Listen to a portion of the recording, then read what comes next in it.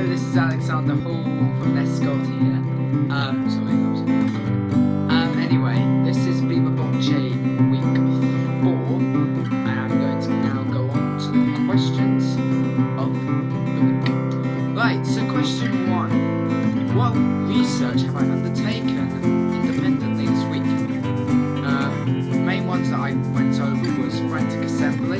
So the main frantic assembly research that I made was about lift workshops. So that included the likes of push hands, which is more like a person who's got their hand on top of another person there, controlling the other person who's got their hand underneath, and then they have to do it with their eyes closed, and the challenge just gets bigger that way. And the other one's a jetpack. So jetpack is pretty much where you keep your arms as hard as possible, so it's strong, and trying to show like an endurance as well. So keeping those arms as straight as possible. Then 2 people take each arm and then pick you up. There's something at the back of the use. Just try to support as well.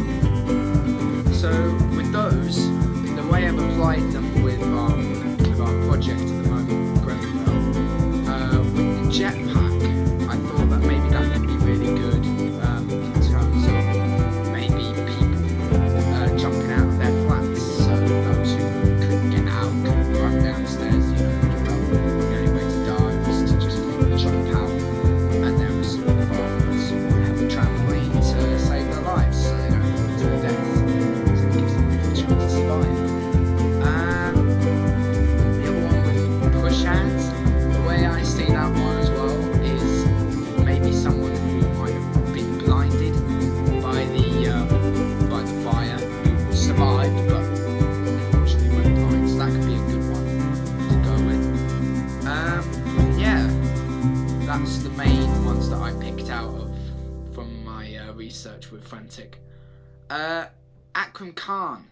Now, I learnt from Akram Khan, he's a national ballet director, and he's been really close with quite a lot of close celebrities of the performing arts. So that includes the main one that I remember was Kylie Minogue, who's the pop superstar from Australia, and is also an actress as well, who's been in Doctor Who, I remember, from one Christmas special. I don't know the name, but that's a bit of knowledge that I have. And he was also well known for his choreography for the opening ceremony for the London Olympics in 2012. And he got massive acclaim for creating what he did with so many of his employees, and got so much out of it. And so my next question is, how can I apply these in class? Well, obviously I've already mentioned with Frantic. From what I've seen from Akram Khan, I watched this. We as a group we watched this. This video that of a choreography that he created with his national ballet group, who were doing this choreography for Glastonbury. Don't know what year it was, but it was very recent. And we watched it and we looked at the whole way it was done. There was the use of that hand movement that could probably be used in the project, but even so, it might be something worth going over. But from one of the things I learnt from Akram Khan is that he's very based around all genres. So he's not just working with actresses; he can work with all kinds of people. So he's worked with artistic directors. He's worked with almost anyone in the industry. So you could say, has he worked with a musician, with a pop superstar? Yes. Has he worked with a very top actress like Helen Mirren? Yeah, probably has. So he's got a wide range good directing capabilities, and also got good collaborative. It's got a good collaborative range with many different celebrities in the world, and it shows you can collaborate with anyone, absolutely anyone in the industry, as long as you show good mutual respect. What practical problems have I come across over this week? Try and be a bit more playful and not be so assertive. So one of the things that I noticed that I had a few points where especially this was with a topic that we did on Friday.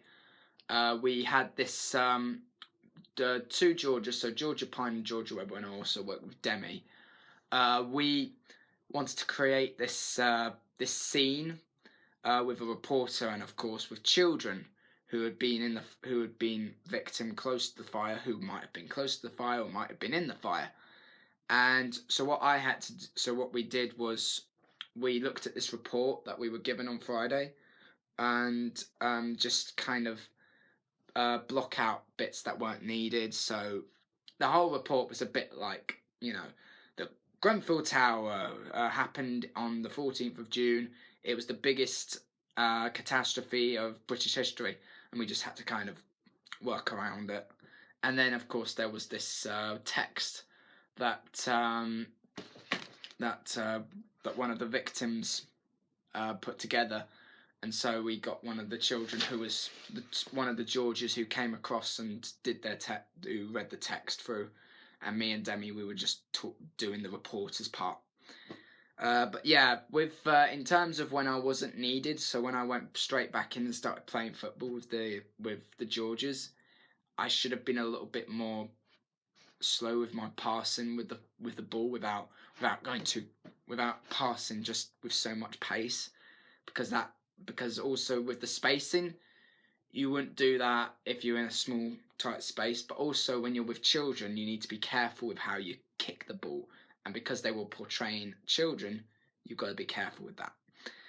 So yes, there's me, learn a lesson if I want to be a father. Also be more relaxed. One of the things I did a lot was I was getting really tense when doing a few physical sections.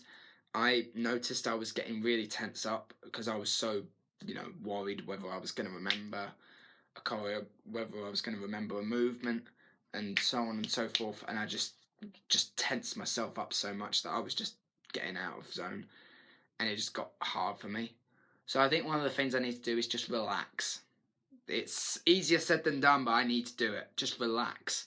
You've got to have that mixture of both being relaxed, but also having that form of concentration and focus and preparation. And that's one of the things I just need to get ahead with, if you know what I mean. So that's a main practical problem that I need to overcome, which will be done. It's just like, it's probably one of my traits that I have when it's pre-production, and when it's starting at the beginning and things try to go higher up so people are more prepared. When you get more prepared and you've probably practiced a lot more, it comes a lot easier, and I think that's what I'm going to be doing. I'm just going to keep practicing as if it's like second nature to me, which can be done. So I will do that. What practitioners have I come across this week? Main ones I would say is Ben Ockrey, who made this descriptive, which we did with Joe in one of Joe's sessions on Wednesday, which was on the 31st of January. We looked at this really good guy who talked about, who it kind of made like a, he was making this this whole book. I think he was reading off something that he made himself. So he wrote a descriptive writing piece dedicated to the Grenfell victims, and just tried to show his form of sympathy and show his form understanding of what happened, so giving a bit more detail on what he saw and what he can remember from all the news reports that were made after the incident and that. The other one was Christopher John, who is a poem writer who made this poem called Fire in Heavens, which we also looked at with Joe as well. So we looked at quite a bit with him. And it's pretty much the same. It's not. I don't think it's particularly aimed towards Grenfell, but it's a poem which has a link, which has a good link with the whole of Grenfell Tower. And another one is Sabrina McCoog, who did this monologue at Latitude Festival, and it was called Toilet Breaks. So she was kind of making up some kind of monologue. It wasn't really a monologue, but it was also just a sketch that she made, just from her own comedy type. So she was talking about how awful toilets were normally at festivals, which could have a bit of a link, maybe not, maybe yes, all depends. Another one would be Sully Breaks, who did this really great poem called Two Cities, which talks about I think it was a main one all about equality. So he's black, and what happened after Grenfell. There was quite a few people who were saying we don't need to worry about all those people who died in that Grenfell Tower, the people who are suffering because they're immigrants. And with Brexit, a lot of people in the UK would have just gone, I don't care about those guys because they're immigrants and they shouldn't be here. And Sully Breaks, he's black, he's a black person, and he wanted to make a good poem which was dedicated to the people of Grenfell, but also give us a teaching that actually we should be a lot more open-minded about everyone and think about all those who suffered, and not just and be considerate, and not just have this feeling of, oh, they're immigrants, don't care about them. That feeling of inconsideration is just out of order. So he made that. And finally, of course, Frantic, which I mentioned in my first question. Have I created anything new? Well, and what was the outcome of it? So, of course, there was the Children and Reporter section, which I did on Friday, which I worked with Georgia Pine, Georgia Webber, and Demi. It was good. It had a good swing. The thing was, it didn't feel as something that I really felt passionate about. There was nothing passionate I could bring into me, because it just lost that. It's a loss of tempo, but also it's that there's nothing really inspiring that can really make an audience feel like they're seeing something really that can capture their hearts. One of the things that I really want to achieve with this project is giving a good message. Not just giving the message that we lost, that it was the biggest tragedy of since the millennium. We've never had something like this in London in some time, since the Great Fire of London, for example. And the thing that we want to do is we want to send a message to the audience saying that we should never back off and say, oh, they don't matter to us, or because they're foreigners.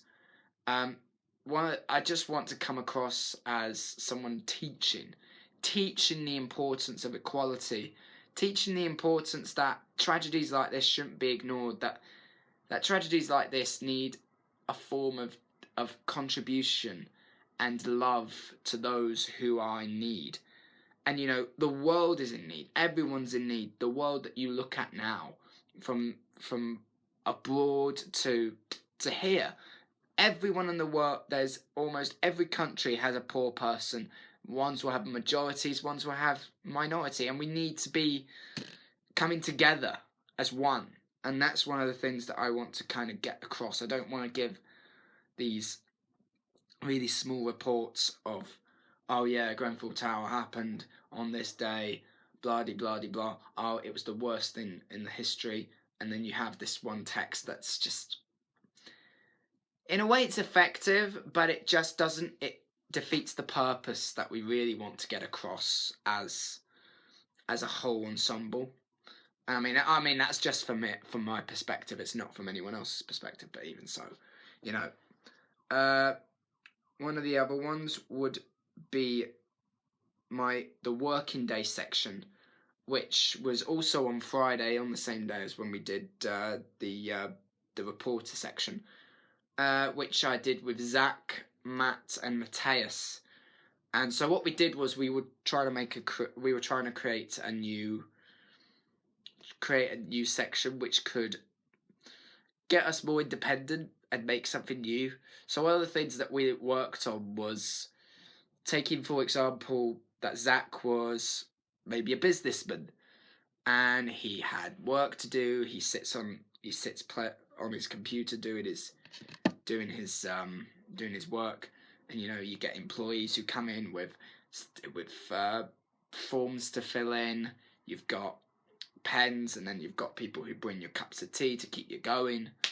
And we just wanted to make something that could maybe fit in, especially knowing that with Kensington and Chelsea Council, how manic it was for them after the Grenfell fire, that they must have gone through so much, in terms of the complaint emails they were getting, complaint comments from social media, many other forms of complaints, and also how much they had to take slips around apologising to people who were affected, so on and so forth, talking about the cladding, which shouldn't have been used for the tower, because they were saying, oh, we want to use cladding so it can look great, it can look attractive, and it didn't matter about the attractiveness, it mattered about how safe people were, if you know what I mean. And that's the thing that we wanted to try and get across. So there's a good link. So there could be a good link with that, in terms of with the working class who do their normal working day life, who have to write reports, have to take emails from people, so on and so forth. And yeah, so Zach was being the businessman, Matthias, Matt, and me. We had to work as we all had to work as an ensemble, like bringing him the pens, bringing him the papers, bringing him the tea, bringing his headphones so that he cannot get distracted by anyone else around him, getting the keyboard, of course, so he can type along, and that kind of thing. And yeah, it's one of those things. And yeah, but what could be improved? One of the things I think could be improved is probably, not be just out of the weather. And of course, with what can be improved is just maybe getting it going a bit more, and maybe adding to it as well. With the likes of talking about what it's like pre-work, so before you get into your office, or when you get out of your office, and how you get home, what the journeys are like, whether you drive, and just thinking about how it feels for the working class, how they feel with it all, and just galloping that in. And yeah, and that's pretty much it. And also the other one would be rushing out of Grenfell. So we worked on many different techniques, which we did with both Leanne and Joe at that time. So, and of course, we worked on the lifts, and so it was pretty much every Wednesday we worked on how to develop our new section that we've been doing every Wednesday. So this Wednesday, which was on the 31st of January, which is the closest one, so we tried to add in a bit more, so we used the mixtures of things that we've worked on with Leanne on Wednesday afternoons. So we used our section where we were acting as if we were the media, going 1, 2, 3, 4, 1, 2, 3, 4, you know, that thing, and just getting the timing right, and just trying to add it in with what we've done with Gavin, and just seeing how it works out. And yeah, so what really worked with that? I think the best thing that worked was that it was a lot more that, we had the idea of how to blend it in with all that we've been working on for the last 4 weeks now. Just adding in, of course, trying to get the timing correct, trying to make sure that it blended without it being too quick, etc. So yeah, and then pretty much that was it. The other section and so what could be probably improved for me, the main thing that I think could be improved is just getting the timing right, and just getting in sync with the whole thing that we're trying to add. So, especially with the fact that we've learnt some of the movement to Gav's classes, and just, making sure that we don't forget where we are. We've spent the last 3 weeks working on this particular section, and we want to make sure that we are getting it a spot on, and that we are improving it every week, and doing just self-improving, if because we want to make sure it looks good and professional. So yeah, pretty much that's it for me. And yeah, now this is Viva Voce week 4. Thank you very much for listening, and I hope you enjoyed the vlog. This is Alexander Hall talking out. Thank you very much for watching. Goodbye.